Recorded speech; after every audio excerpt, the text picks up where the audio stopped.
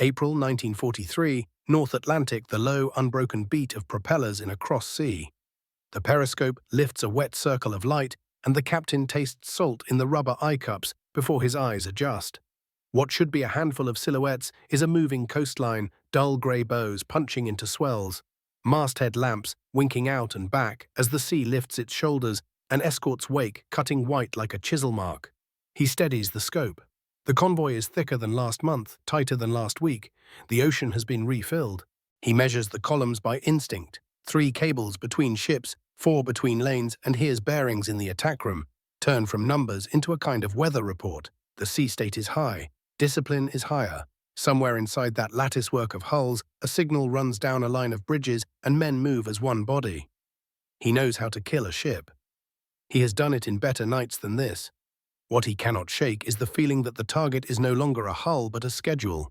The boat slides to silent running. Motors hum at a cat's purr. He lowers the scope, breathes, and lifts it again. The pattern has a sound screws that never thin a mechanical heartbeat carried through water.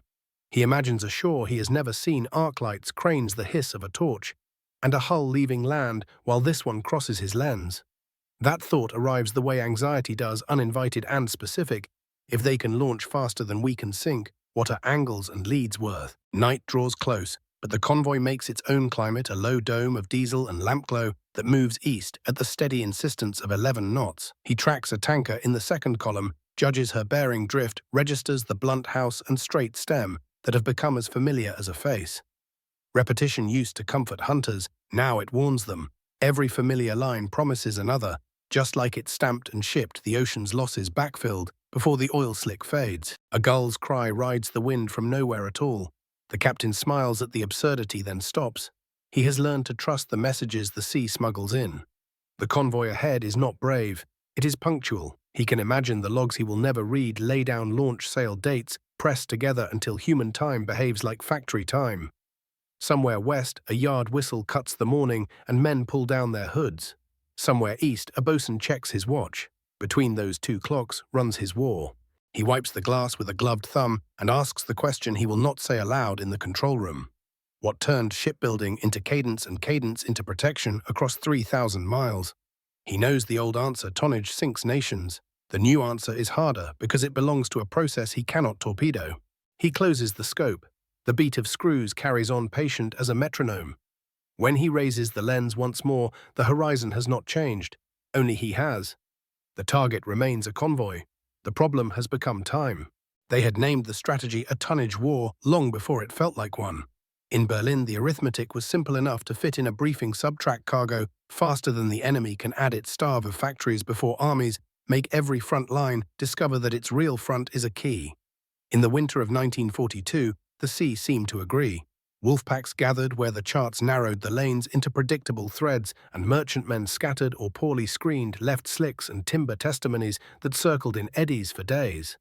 The problem for the U-boat arm was not courage nor even torpedoes. It was the clock, how many attack windows a boat could carve out of a patrol before fuel and weather carved back. Against that, the Americans proposed an answer with no romance at all: make the ship so repeatable that time itself becomes cargo. Across a continent that built steam by the acre planners bent their eyes away from the sea and toward yards that did not yet exist. The stakes were set by geography as much as by enemy steel.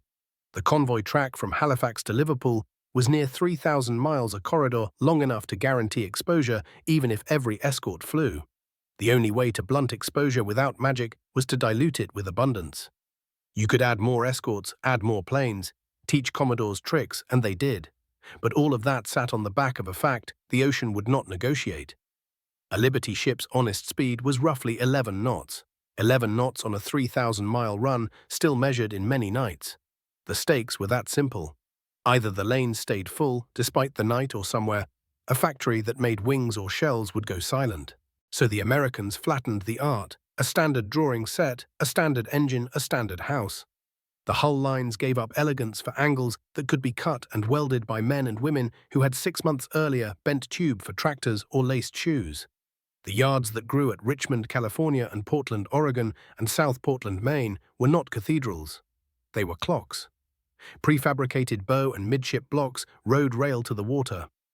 Deck houses arrived like furniture. Torches traced the same seams in the same order each time until the seams felt preordained. A foreman's whistle did not celebrate craft, it kept the minute hand moving. What had once been a craft shop became a flow line, and the flow line met the ocean in columns so similar a periscope could mistake one for another, even as the bearings changed. For the adversary, the constraint was more intimate than strategy papers. For a captain at periscope depth, every choice began with the weather and ended with fuel. Patrol fronts waxed and waned with the moon and the fear of aircraft, and the best window might be a single hour when the sea state settled and the convoy's lanes could be read like pages. The boat that hunted could not loiter forever. The boat that attacked could not announce itself twice in the same quadrant without drawing a pack of escorts that had learned to pivot with the grace of cavalry. And the old comfort that every ship sunk removed weeks or months from the enemy's ledger began to leak away. He would watch a ship die, and inside the bruised silence after depth charges feel a pressure he did not have words for. It was not guilt. It was the sense that somewhere a replacement hull had already been christened and pushed into a different tide. On the Allied bridge, the stakes were written in cargo manifests. Barrels of high octane turned to miles in a fighter's logbook. Crates of radar sets turned to eyes in weather where eyes failed. Flour turned to bread in a city where bread bought hours of work in a plant that made propellers or cartridges. Lose too many ships in any one month, and the arithmetic unspooled backwards. You did not merely lose the cargo, you lost the promised cargo of months to come as the convoy schedules gapped and trains unloaded into warehouses that waited for hulls that had not yet touched water. The Maritime Commission's answer was as unpoetic as a shopping list: more ways, more cranes, more welders, more plate, and a design that could stand repetition without fatigue. If the U-boat war was subtraction at sea, the Liberty program made addition on land a discipline. The German staff saw the trend at arm's length first in the tallies that crossed their desks with ink still wet. Convoys swelled, stragglers fell fewer miles behind. Escorts arrived in numbers that did not merely protect, they deterred. Ciphered traffic from BDU to boats became a blend of hunting cues and cautions about air cover and about new sets on enemy bridges that could pull a shadow out of a squall where once there was only guesswork. And beneath the caution ran an unspoken recognition that was easier to feel at sea than to draft in a memorandum. The Americans and their partners had found a way to compress calendar time. Where a merchantman had been an undertaking measured in seasons, it was becoming a task measured in weeks and in the hottest yards in days. On a night when the captain lay off to listen hydrophones at work like fingertips on a drum, he heard the convoy's signature, a low, unbroken beat that spoke of engines, not in pain, but in duty. 11 knots is not arrogance, it is endurance. The captain knew numbers differently. He felt that speed as bearing drift on a chosen target and as the interval between an escort's passes. He felt the 3,000 miles as a tally of watch changes and as the ache in knees that had learned to brace for a particular kind of swell. He measured his own constraints with the same intimacy the remaining diesel on the day a promising track finally crossed his bow. The pressure hull's tired groans when a depth setting ran a little deep.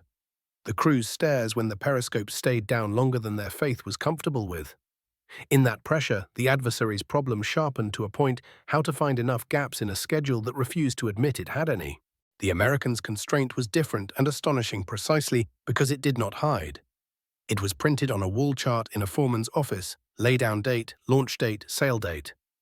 There is audacity in promising a date to the sea, but there was more audacity in keeping it. When a yard hit a cadence, when every 4 dawns a whistle blew and a hull moved, the promise traveled outward into the Atlantic and took physical form as spacing between columns that stayed true and as a roster that filled as fast as losses were inked. The system did not run on courage or genius. It ran on parts that fit and men and women who arrived on time.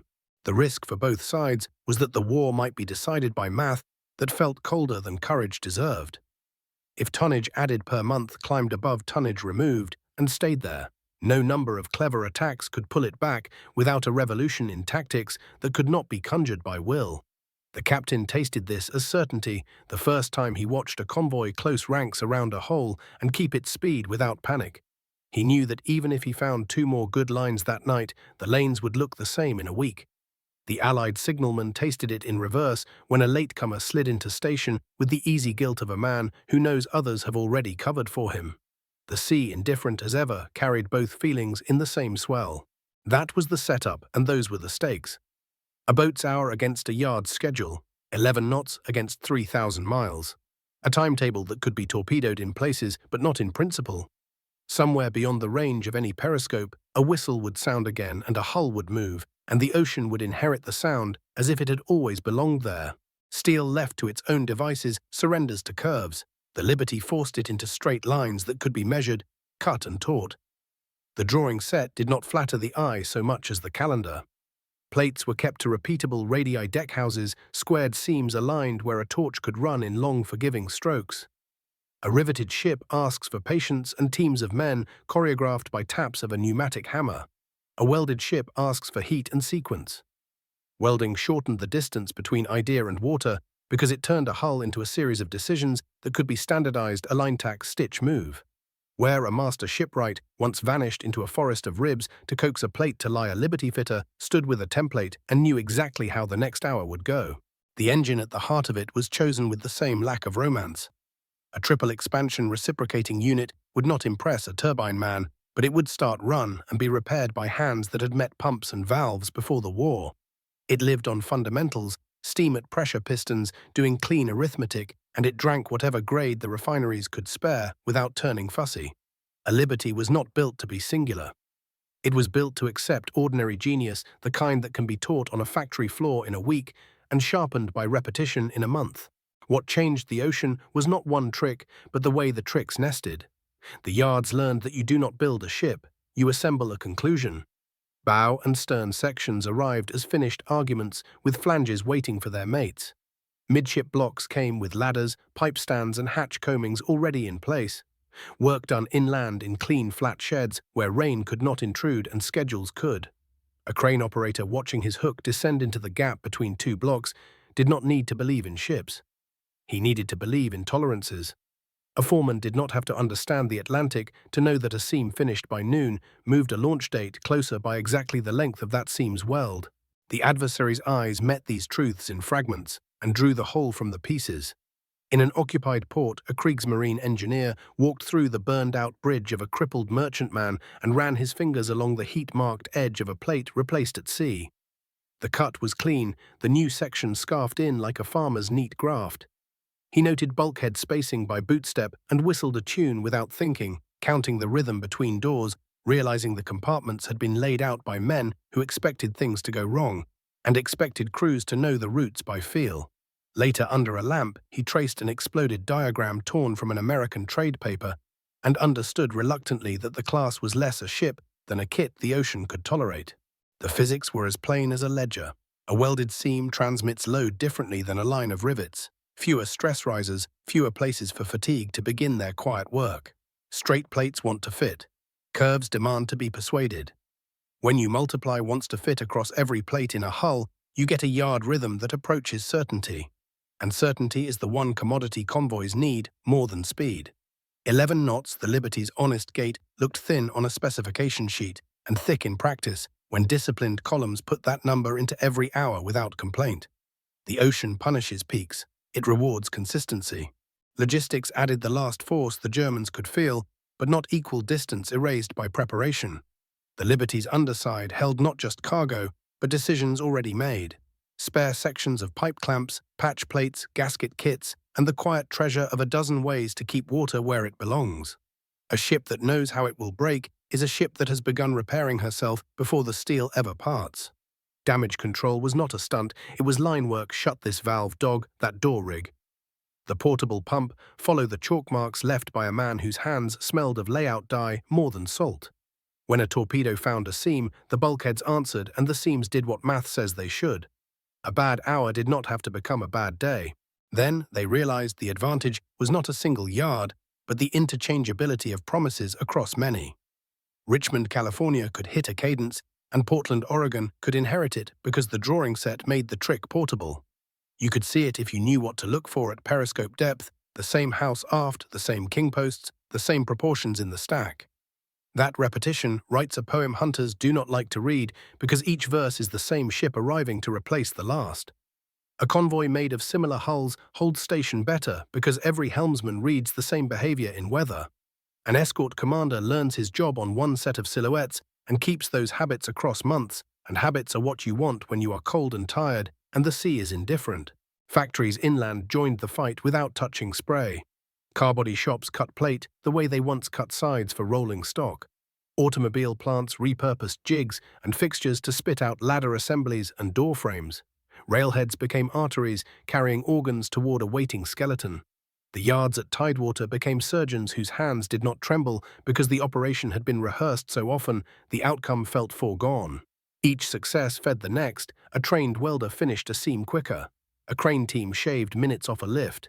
A scheduler learned which supplier always arrived light and adjusted the calendar before the lag could ripple.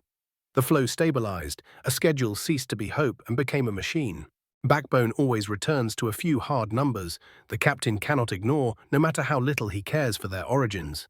2,710 Liberty ships would leave American ways before the war ended, each capable of an honest 11 knots, and the route Halifax to Liverpool remained roughly 3,000 miles no matter how you threaded it. Those three numbers placed in a row, inside a mind that has watched a convoy for hours, produce a feeling like inevitability. Add a fourth, 12 November 1942, in Richmond, California, a yard put a Liberty from keel to launch in 4 days, 15 hours, 29 minutes, and you reach the edge where disbelief must yield. Even if that speed was an outlier, it proved that the process could bend until time behaved like material. From then on, the captain's world divided. There were the nights when angles and cunning and courage made all the difference, and there were the mornings when after the oil slicks had spread their rainbow and the log had been written, the ocean quietly replaced what had been removed. He could master the first world, he could only endure the second. What created that second world was not mystery. It was the physics of weld and plate married to the logistics of parts and promises, driven by a discipline that treated a launch date as seriously as any battle order. The edge did not glitter. It ticked. The first long night that taught him to recalibrate his hopes came in weather that felt made for hunters. The sea lay down like a sheet of hammered lead, the wind forgot its lines, and the convoy's lamps made a neat geometry across the horizon. He trimmed the boat for a slow crawl and read the bearing drift of a blunt-bowed freighter in the second column, the kind with an aft house and kingposts that made a silhouette he could sketch from memory, distance closed by arithmetic, not courage. He set his spread, felt the thump through the hull, and counted toward impact like a man reading the last lines of a prayer. The first hit printed properly forward of the bridge, lower place no ship loved. The second broke high and short, an escort angling in so fast its wake braided with the merchants. He waited for the familiar unraveling, the panic scatter, the hurried signal that never quite reached, the tail the stray that would make an easy next shot. Instead, the convoy turned as one. A gentle discipline 10 degrees that looked like courtesy rather than fear. The damaged ship did not crumple. She sagged, checked, and then a strange steadiness returned, as if steel had remembered its training. Pumps started to sing the moment the echo of the blast died. He watched through the periscope as a trawler shouldered into place, and the freighter dropped from station without taking her neighbors into danger. The gap closed behind her as neatly as a seam. Later, at periscope depth in the afterwash, his soundman lifted a hand without looking up. Listen, and the captain did. The beat of screws kept its unbroken count. If the night had a lesson, it was this: his success would be measured not only by what he put down, but by what the ocean refused to miss. Days after a staff car delivered him to a requisitioned room where engineers smelled of machine oil more than salt. On a trestle table lay a section of plate cut from a Liberty that had come to pieces on a shoal after a coastal attack. You could read a ship's habits in the scars it left, and this fragment spoke in welds. A materials man chalked numbers, clamped the coupon in a press, and brought a lever down until steel yielded with a dry groan. The bend was honest. The crack, when it came, walked a known path instead of inventing a new one. The engineer nodded once to nobody in particular. In a corner, an exploded diagram torn from an American magazine had been pinned to the wall, a Liberty as inventory rather than romance. The captain did not need his pride protected. He needed a reason to believe that the seams at sea could be forced to misbehave. He left with the quiet understanding that they would not, at least not often. When he went back to water, the lanes had grown busier, as if the ocean had learned a new tide. Escort routines matured into reflex. A corvette's radar swept a sky that once belonged to night alone. A destroyer ran patterns that seemed informal until you tried to slip through them and learned they were written as carefully as a manual. The convoy's drill revealed itself in a dozen small acts that used to be chance. Lamp signals moved aft and were answered before a man could finish the second half of a curse. Helm corrections in the columns were matched so precisely that the wakes braided like a rope. 11 knots, which on paper looked like a liability, behaved at sea like a promise no one intended to break. He found himself timing not just his approach, but their coordination, hunting for a seam that was less about steel than about attention. There were fewer of those. A winter blow cracked open the lanes and gave him another chance at the kind of success that used to bloom into days of confidence. He chose the outside column, set a tighter spread, and watched a tanker's shadow climb a swell as if taking a deep breath it would never finish. The hit came square. Fire walked the deck for a moment and then vanished into smoke, as if someone had turned a valve in the sky. He heard the cough of foam monitors before he saw them, heard the change in the engine beat as the ship's own heart adjusted to a lighter load and a new kind of pain. She did not live long in station. She lived long enough to be escorted out, which was in the new arithmetic the difference that mattered. The convoy dressed its lines. An hour later, there was nothing on the surface to suggest a death had occurred. Interim admissions never arrive as speeches. They show up in behavior. BDU's traffic turned quieter about aggressive end runs and louder about aircraft. Escorts that once chased shadows now paused to listen before they charged, as if confidence had taught them to be stingy with anger. In a French port, he walked a quay where a battered merchant German, not allied, had been eased into a floating dock for quick work, and he envied the speed with which her wounds were being turned into lines of credit with the sea. He did not have to be told that on the other side of the water, the same kind of repair was being done faster with parts that had been intended for the purpose before the torpedo ever left a tube. A ship that expects to break a certain way is half mended already. An intelligence officer pressed a film canister into his hands before his next patrol, and he screened it at dusk, when the crew had their mess tins and a few minutes of quiet. It was yard footage nothing a hunter wanted to love, cranes swinging bow sections as casually as sacks of grain, deckhouses descending onto waiting flats, torches walking long seams with a patience that looked like speed when repeated at scale. He watched men who had never felt Atlantic spray build arguments he would have to answer in weather no factory could simulate. He did not hate them, he hated the time they saved. At sea, a more intimate test arrived one raw night, when the convoy's tail offered a mistake, two ships leaning out of alignment, a gap opening like a mouth in the dark. He slid into the pocket, the way instinct demanded, and felt the old surge of competence when geometry rewarded nerve. His first fish went clean, the second met an escort in the way that bad luck sometimes wears a clever mask. Charges printed near enough to swap the crew's jokes for the kind of silence men keep for themselves.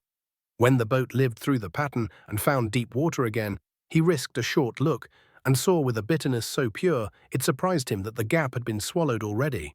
The stragglers had corrected their sin. The convoy's body had healed while the wound was still ringing in his ears. On a grey morning off the Biscay approaches, he took on board 4 survivors from a freighter that had burned half the night before. A corvette's gun ended the conversation. They were young and looked embarrassed to be alive. One had an engine room man's hands, and after water and a cigarette, described without flourish the rhythm of their drills, dog the doors, rig the portable pump, check the shaft alignment by feel. When the hatch smoke lies about straight lines, count to 20 before you open into a corridor you think you know. He spoke of how many ships he had been on that felt the same underfoot, how the ladder pitches and valve wheels found his hands without his eyes doing the work. The captain listened and recognized that sameness as a weapon he could not remove from them. Another incident, which would have been a prize a year earlier, ended as a footnote. A fog opened a curtain, and there lay a single Liberty late and beating to catch her place. Weather made her a gift. He came in low and mean, prepared the shot, and felt the boat's nerves settle like a hand finding its old seat on a chair. The hit walked up her side, and water came. He expected the loneliness that follows the kill, the clean oval on the sea. Instead, before he had finished shaping a second approach, the weather produced an escort he had not seen, and a patrol aircraft that should not have been there yet by his calendars. He fell away, unwilling to spend men on vanity. An hour later, on sound alone, he could tell the Liberty hadn't died. Her beat had changed, but it was there. By dusk, the fog had swallowed her completely and left behind only the certainty that someone would see to her leak with parts that fit. He did not need anyone at a desk to tell him what these rising incidents added up to. The early hunting luck had been replaced by a kind of attrition that no seamanship could conquer. He wrote the simple sentence in his log, "The convoy learns," and underlined it once. He did not add what the sea already knew, that learning multiplied by yards that kept their promises every 4 days, in places he would never stand, was turning the Atlantic into something new. Not safer, never that, just more predictable for the enemy, and therefore more dangerous for him. The proof walked across his nights in the form of columns that behaved as if built in the same room, which in a sense they had been. He surfaced into a bruised dawn and watched the sky consider rain.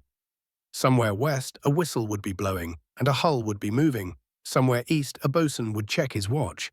Between those clocks, he would make one more patrol, choose one more angle, and fire one more spread. The boat was ready. The ocean kept its beat. They told themselves for a while that the Liberty's secret, if it had one, lived in yards and calendars. Out here, where metal sweats and men grow quiet between orders, the secret turned out to be simpler and meaner. It worked because it kept working. The class was not asked to be brilliant. It was asked to refuse to become rare, and every choice baked into its bones made that refusal easier. A ship that can be understood in a week, drilled in a month, and repaired in a day becomes something more dangerous than a fast ship. It becomes a habit the ocean cannot break. Reliability begins where pride ends in parts that like being replaced. The triple expansion engine at the Liberty's heart did not require a priest. Steam at pressure pistons, walking their measured strokes valves that could be lapped by a man who had known only agricultural pumps before the war. The miracle was not performance, but familiarity. In weather that turned clever machines into sulkers, the old arithmetic kept time. An engineer on watch could feel a bearing going by the way a wrench lay in his palm, and the fix was not a telegram to a manufacturer, but a drawer that already held the right packing, and a head full of drill that told him which bolts would want heat before they wanted leverage. A ship that runs a little rough, predictably, is a better friend than one that runs like silk until it decides not to. Redundancy met reliability, and the two shook hands. The hull's internal map, the bulkheads and doors, the pumps and deductors, was laid out with the assumption that something would go wrong in the dark. The drills turned that assumption into muscle memory. Dog this door, crack that hatch, rig the portable pump to the portside manifold, and listen for the change in pitch that means you have found the right suction. Count to 20 before you assume a corridor is clear, because smoke lies. In convoy after convoy, the same pattern was taught, and the same pattern was followed. Men stepped aboard a new hull and found the ladder pitches and valve wheels waiting where their hands expected them to be, because the drawing set had dictated sameness, and sameness had become safety. When radios entered the picture as more than voices, the Liberty's predictability gave them a stage. A convoy lives or dies by reaction time, and reaction time lives or dies by whether orders find the right ears at the right second. Flags and lamps still ran the show in sight, but beyond the range of a masthead lamp another net came alive. Short, disciplined voice circuits moved courses and cautions without poetry. Ashore, high-frequency direction-finding stations read U-boat transmissions like faint thunder and drew lines on maps that told escorts where not to let a silence grow comfortable. On the bridges, new sets stared into weather and pulled shapes out of rain that once belonged only to imagination. The U-boat captain felt these as changes in behavior rather than new machines. A corvette that turned toward him without a telltale blunder of chance was a corvette that had been given an extra sense. The merchantmen did not need the details.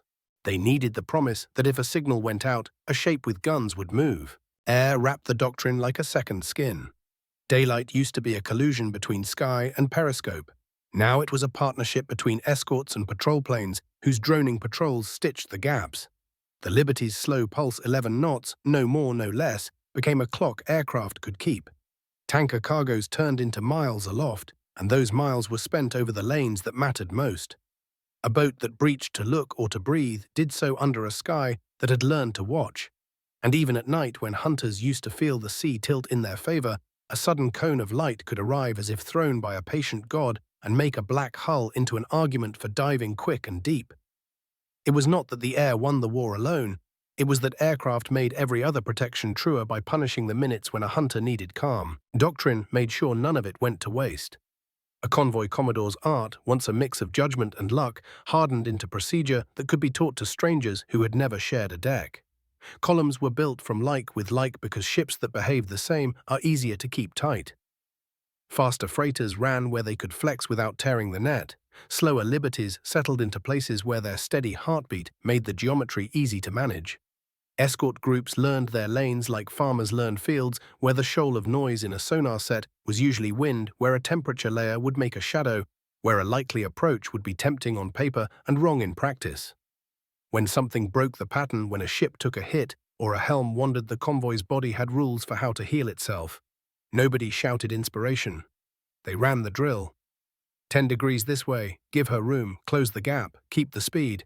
Fuel doctrine, which few outside the trade notice until it fails, did not fail. The Liberties' broad back carried the things that turn motion into inevitability. Barrels of aviation spirit that meant a fighter could stay 10 minutes longer over a convoy's head. Drums of lubricants without which a destroyer is just noise and heat. Crates that inside held little miracles, a spare magneto, a radar valve, the one gasket that keeps a pump from lying. The U-boat captain thought of fuel as range for his boat or blood for his diesels. The Allies thought of fuel as permission for a system to keep its promises. When permission piles up, weather becomes nuisance rather than judge. Training made the measurable into the inevitable. The third mate on a Liberty did not need genius to keep station. He needed to know where the bow would be if he put the wheel a quarter turn and held it through 3 swells. He learned that at a desk and then under a sky that never forgave until it did. The signalman did not need poetry. He needed to carry instructions aft fast and in a hand any tired man could read. The engineer did not need to coax a temperamental masterpiece. He needed to keep an honest engine honest. What training built sameness protected. You can teach to a standard when the standard repeats. On a night that began without omens, the captain found himself listening to the convoy rather than watching it, because listening had become the better teacher. He could hear in the screws beat when a column corrected here in the pauses between deep-charged patterns, when an escort chose to listen rather than rage here in the distant voice traffic, just pips and ghosts at the edge of comprehension that a message had moved down a spine and reached the tail in time. He came to crave the old chaos for its promise of seams. The new order denied him those seams not with a single trick, but with 1,000 small competencies that refused to be heroic. Then they realized the Liberty's greatest defense was not on her hull at all. It was in the predictability she endowed to everyone around her. Escorts could plan because their charges behaved. Air could schedule because the ships kept speed. Repair yards could promise turnarounds because damage tended to rhyme. The class did not only fill the sea with hulls, it filled the system with confidence that every actor's time would not be wasted by someone else's surprise. In war, saved minutes are banked strength. He boarded a captured merchantman once during a brief turn ashore, dressed as instruction. The bridge still smelled of wet rope and burned paint. In the chart room, he found a log that listed sailings and arrivals and the notes a careful man makes when he knows other careful men will read them. What struck him were not the triumphs, but the repairs replaced section, here pump overhauled there, a note about a boiler inspection that found nothing unexpected. The boredom of competence had become a weapon. It allowed the ocean to behave like a railway timetable in the one way that matters: if today's train is lost, tomorrow's will still arrive. Out at periscope depth, the captain took his small angers where he could, at a helmsman's clumsy correction, at a green lookout's failure to call a bearing promptly. But the larger anger had thinned into something quieter. He could not hate a ship for being reliable. He could not hate men for being trained. He could not hate radios for making silence the enemy. He could only accept that each of these was a tooth in a gear that would keep turning whether or not his boat survived the month. The crew sensed it as a pressure they could not name. They stirred more carefully. They slept in fits between depth-charge patterns and woke to the same beat of screws they had fallen asleep to, as if the convoy had moved 1 mile forward while they had moved none. He knew without any staff man telling him that somewhere west a yard whistle had blown 4 days after a keel had been chalked, and men were stepping into daylight with tins of coffee and hands that smelled of flux. Somewhere east men like him would keep reading bearing drift until the ocean gave them a seam, because that is what a hunter owes the thing he hunts. In that long arithmetic, the Liberty worked in the wild. Not by defeating physics, but by choosing which parts of physics to obey, with fanaticism, friction reduced by welds rather than rivets, momentum conserved by steady speed rather than chase information made faster than steel by radios, and training fuel turned into presence where presence mattered. The doctrine that bound those choices was small, local repeated, a bosun's whistle, a quarter turn on a wheel, a drilled pause before a hatch. Until added together, it resembled something like fate. The captain would never use that word. He preferred numbers. But when he pressed his eye to glass and heard the low, unbroken beat of 100 screws insisting on 11 knots, he could not help thinking that the enemy had learned how to make time itself take their side. The realization arrived the way the sea delivers weather slowly, then all at once. It began with a patrol that felt promising on paper, a bold line drawn across lanes where winter had just finished scouring the edges off men's nerves. The captain set his track measured bearing drift and found a night that should have belonged to hunters. The convoy was big, but big could be clumsy, big could be careless. He eased the boat into that narrow country between courage and arithmetic and took his shot. The first impact should have been enough to buy an hour of chance. Instead, it bought him a chorus of answers, pings, turns, a pattern of depth charges that printed with professional malice and then stopped not because they had lost him, but because they had decided he was no longer worth the extra charges. He surfaced under a lid of sky, the color of solder, and listened to the ocean speak with the same metronomic patience it had kept before his attack. 11 knots unbothered. He felt something in himself tilt toward a truth his mind had not yet named. It took shape ashore in a room that smelled of damp wool and pencil shavings. A staff officer slid a sheet across the table, a simple ledger with 2 columns that pretended to be neutral. Tonnage removed. Tonnage added. The captain watched the lines cross one, bending down the other, pushing up, and experienced an emotion he could not share with a crew that needed certainty more than honesty. The hard metric was unromantic and immune to seamanship. The enemy was adding more sea each month than he could subtract, and the gap was widening. Then came a month that put a name to the curve. Reports crowded the in-tray with the same bitter refrain boats not returning from patrols that had been routine last season. Over 40 gone in a single turn of the calendar, each loss a subtraction from a different arithmetic, the one that measured skill and luck, and the belief that men could tilt the ocean with nerve. The captain did not need the number printed in red to understand the inflection. He felt it in the spacing of faces at the mess benches and in the way the watch officer gripped a pencil until the wood creaked. The Atlantic had not become kinder, it had become more informed. He took the boat out again, because that is what boats do, and the sea taught him the lesson the staff had failed to teach kindly. A convoy appeared at dusk, its lamps making the usual slow constellations, and he tried for the seam that doctrine insists must always exist. The approach was good enough to satisfy an instructor. The spread ran clean. The escort's answer arrived not as rage, but as choreography. One destroyer came in on the bearing he least wanted, another bent wide to a place he would have chosen had he been them. When the charges fell, they fell with a calm that felt like contempt for the idea of surprise. He lived, but the boat wore the bruises in its timbers and in the crew's eyes. Back under a low sky, the next afternoon, he lifted the scope and saw the convoy had not thinned. If anything, it had thickened. Another column had slid into place overnight, like a line of verse written between drafts. He checked his watch without meaning to. The time since his attack measured shorter than the time it should have taken to fill the gap with steel. The schedule had become a predator of its own. He remembered the staff sheet and with a bitterness that tasted cleaner than despair, supplied the missing annotation in his head. Production had outrun destruction. It was not a sentiment, it was a balance. The number of Liberty ships sliding from ways each month had climbed beyond what his colleagues could erase with torpedoes, and the ratio showed in the sea like a tide mark on stone. The war he fought had not changed its tools, it had changed its scale. The hardest moment arrived not in danger, but in safety. He came into port on a grey noon and stood on the pier, while the boat breathed out the smells of a petrol oil and damp cloth and a fatigue men carry in their coats.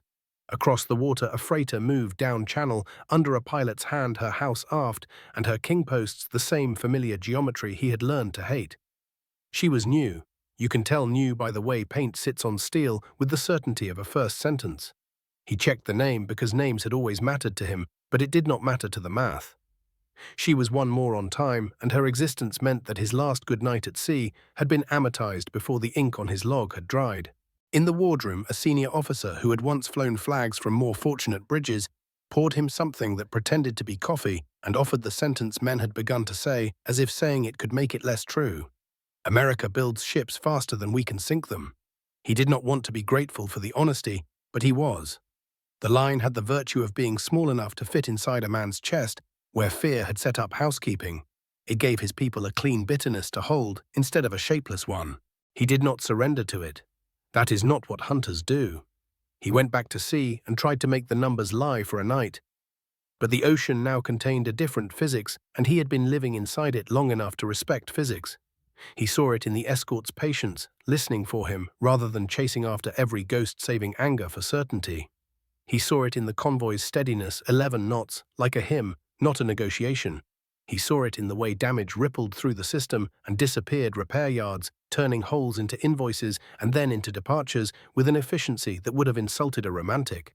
The inflection point tightened around one more hard measure that did not care whether he believed in it. The convoy loss rate on the big routes began to drop to levels staffs could call sustainable without crossing their fingers under the table. He could feel that drop without numbers. It expressed itself in the quality of luck required for success. A year ago, a clever approach in willing weather earned chances. Now it earned a story for an evening and little else. The ocean's generosity had been spent on the other side. There was one night when he came close enough to make himself believe again. The tail of a convoy misbehaved just for a moment, a gap opening like a mouth. He took it because he could not be the kind of man who does not take it. The approach was a thing of clean lines and hard math. The hit came, the water climbed, the escort arrived, the pattern printed, and the boat lived through it by the same mix of skill and chance that had always ruled such hours. He surfaced later and listened, and knew without looking that the convoy had pulled itself together and moved on at 11 knots. The hard metric had not budged. Whatever he had subtracted had already been replaced in principle, if not in paint. He began reluctantly to admire what he could not defeat. Not the ships, he would never love those lines, but the discipline they made possible. The way a signal found the tail faster than fear. The way a damaged hull's heartbeat returned in a new meter, while pumps argued with water and won. The way aircraft and escorts and hulls behaved like parts of a machine, not because a genius had designed it, but because ordinary competence had been multiplied until it behaved like inevitability. When the order came down to shift tactics, to hunt where air was thin, to wait off places where schedules birthed silhouettes, it read like a confession delivered as instruction. The staff had done their own arithmetic. They did not say the thing aloud again. They did not need to. Every man who pressed an eye to glass already knew the hard turning had taken place, and that from here on their work would be measured not in victories that swung curves, but in local salvations, hours stolen from a system that had learned to keep its promises. He would always remember the sound more than the graphs, because sound was the language his world had taught him.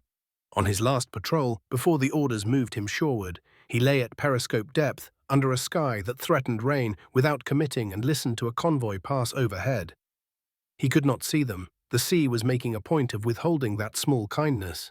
But he could hear everything that mattered, the patient beat of screws, the quick corrections that ripple a column without breaking it, the small machine clatter that carries down a mast when a man on a bridge checks a valve or a clock.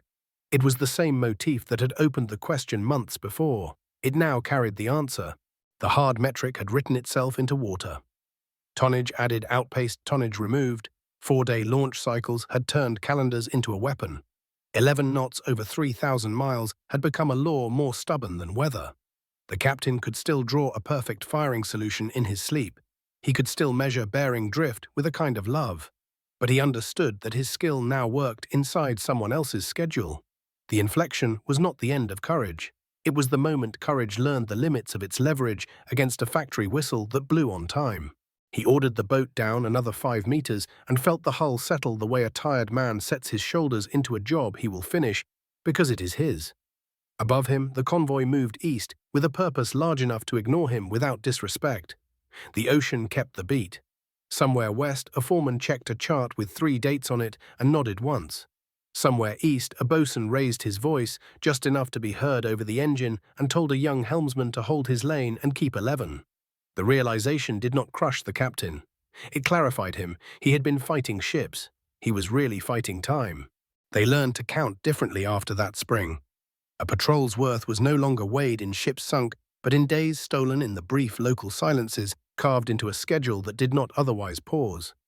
The operational map tightened in response. Escorts that once dashed after every rumor began to husband their fury. Aircraft stretched their orbits to the exact places where launch timetables spat hulls into lanes. Escort carriers stitched air over blue nothing and made it feel like ground. Losses did not vanish, but the curve bent and held. The convoys crossed with fewer gaps and fewer funerals, and the tonnage ledgers, those dry tyrants, stopped trembling each month. For his side, the war slid seaward toward corners where schedules were thinner and air less certain. Boats took to the inshore shallows and the choke points like men who know the river has left them, but who refuse to leave the river.